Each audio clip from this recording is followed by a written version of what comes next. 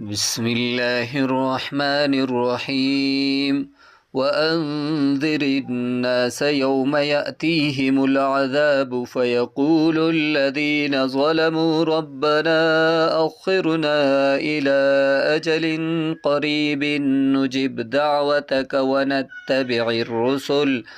أولم تكونوا أقسمتم من قبل ما لكم من زوال وسكنتم في مساكن الذين ظلموا أنفسهم وتبين لكم كيف فعلنا بهم وضربنا لكم الأمثال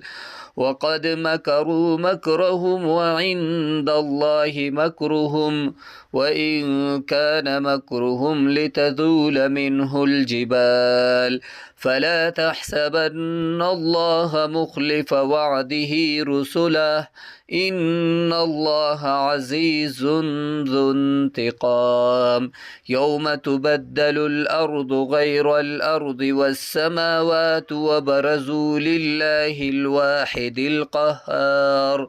وترى المجرمين يومئذ مقرنين في الأسفاد سرابيلهم من قطران وتخشى وجوههم النار ليجزي الله كل نفس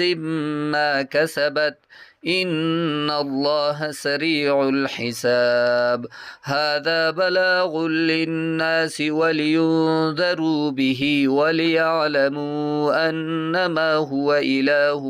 واحد وليذكر أولو الألباب